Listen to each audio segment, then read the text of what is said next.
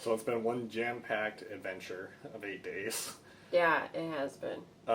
So I think, like, as a general wrap-up, when you're considering traveling here... Yeah, so James has never traveled internationally before, and I've traveled internationally a lot. So we have very different takes on how this trip went and, like, what we were surprised by.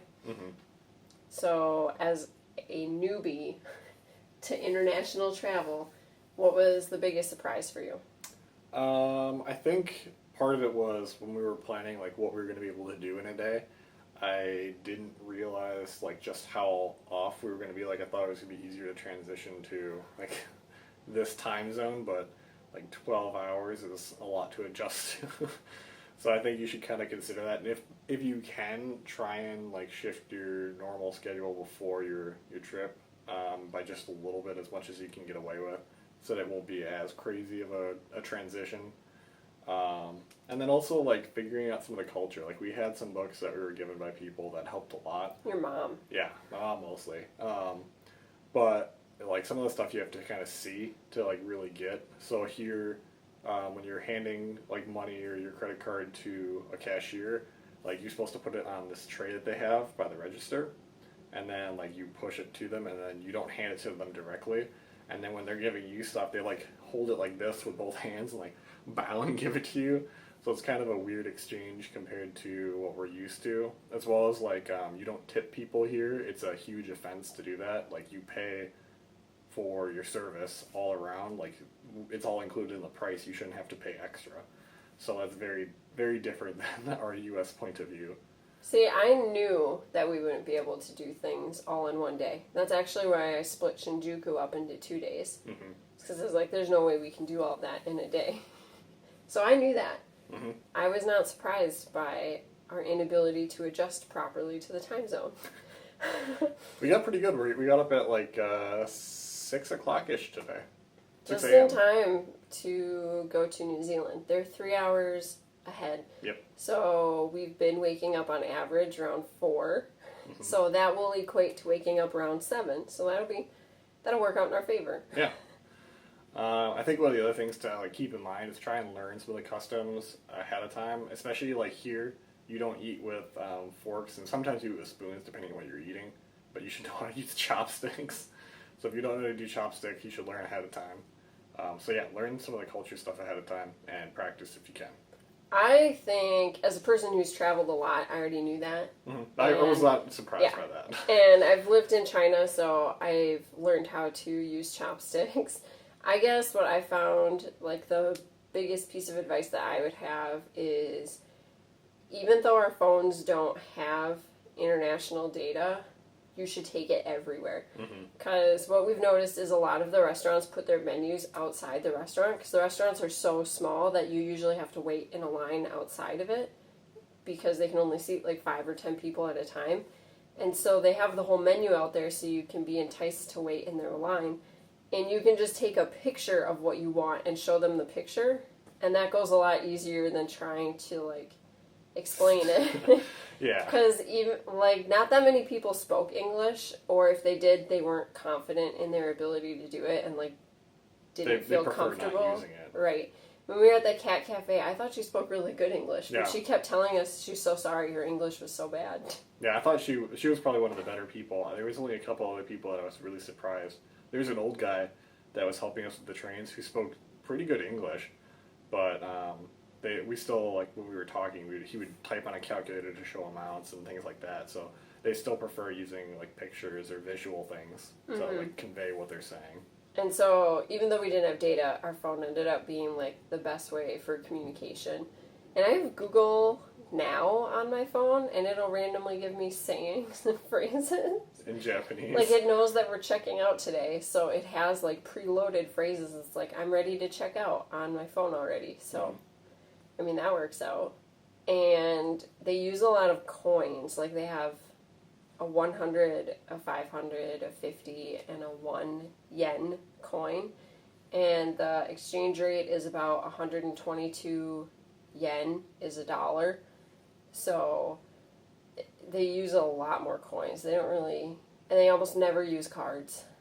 Yeah, there were places that accepted cards, but Yeah, it was they almost accept cards. always... They just don't really use them. Yeah, and the people, like places that did, were mostly places that already knew they were going to be catering to tourists. So they're like, they're going to use cards, so we'll just have it.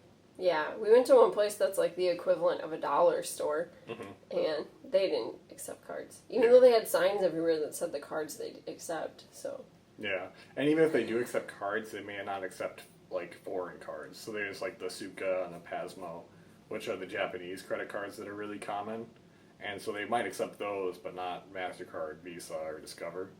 And I think it also was really, really good that we took time on the first day to figure out how to use the trains. Significantly cheaper than taking a taxi everywhere. Oh my gosh, yeah, like, we had a 5 or 10 minute taxi ride, and it was like $20, and then... 20 US dollars. Yeah, 20 US dollars, and then the train, both ways, might be 10.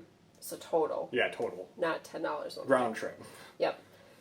So we're about to go to the airport and start our New Zealand part of the trip. But what was your highest point of Japan and your lowest point? Lowest point would probably be, like, the best way to get around for some things was just to walk there. But there were days where we'd spend probably, like, 2 hours walking total.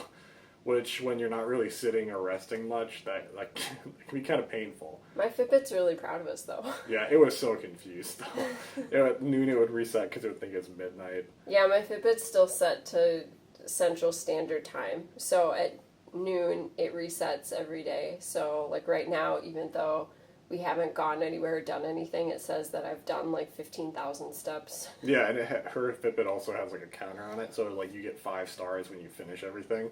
We would do that twice in one day.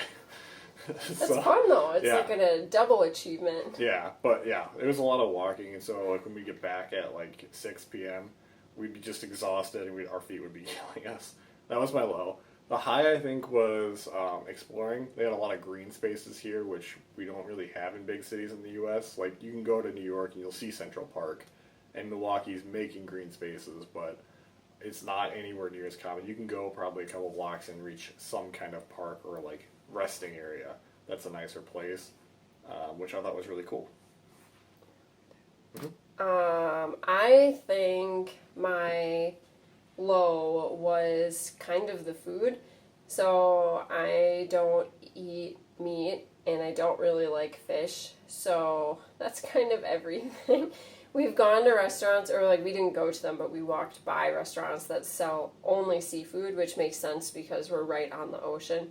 But then we walked by restaurants that sold only pork and restaurants that did only chicken. So it was actually more challenging than I thought it would be to find vegetarian places. And then because we don't speak Japanese or read it very well, it was hard to know if like this soup that looks vegetarian is or isn't in chicken broth. So that was kind of... And even if, like, some of the stuff you could probably get vegetarian, but you have to know how to say it. Yeah, so that was a little bit trickier. I think my high, though, was definitely the first day when we went to Robot Restaurant. That was what I was most excited to do. Yeah, you were cruising for that the entire trip. I had that planned, like, months and months and months before you even said we could go to Japan. Like, before we both agreed that we were going to go to Japan, I already knew that I wanted to go to the Robot Restaurant. And it was exactly what I thought it would be, so... And you were saying that we have to come here, like, to Japan as often as we can, so we can go there every time. Yeah, they change their shows sometimes. Yeah, some, like, period of time. Yeah, so we just have to make sure we go to all the shows. Plus, we got a coupon at the end that gave us 100 yen off our next show. That was actually pretty affordable for being like a very touristy thing. It wasn't as expensive as I thought it was going to be. Yeah. Like, I think it was like $30 a person or something, and then like the food was like $10, I think. I think so. It wasn't too bad. I thought it was pretty good. I approved of it. Yeah. Yeah. So now we're going to New Zealand. We are. That's going to be a very different experience. We've been in this city like 7-8 days, and now we're going to be out in the middle of like the wilderness. That'll be... That's why we did it. Everyone said that Japan is not the like typical honeymoon spot because you're supposed to like tradition dictates that you go somewhere with a beach and like lay on the beach and have a lot of like romantic like sunset on the beach times. And we chose Japan, which doesn't really have beaches that we're near. And there's lots of people, and so it's not like necessarily intimate. But it's been tons of fun. And so we added New Zealand for our next part to be the complete opposite of Tokyo. It's going to be very opposite. It's also winter there, so the average temperature is like 60 degrees Fahrenheit. So here it's been like 70 to 80. It's going to be a big jump. I think it'll be good. It was almost too hot yesterday. Yeah, the people here must have like had tons of time to adjust, or it's just warmer here in general. But I was like sweating the first day, and it was like 70 degrees. Yeah. It was pretty bad. It's very humid because it's the rainy season. It is the rainy season, and it's technically rained this morning, but we've actually gotten really, really lucky. Yeah. It only rained the very first day we got here, and it's raining today, the day we're leaving. So it's all good.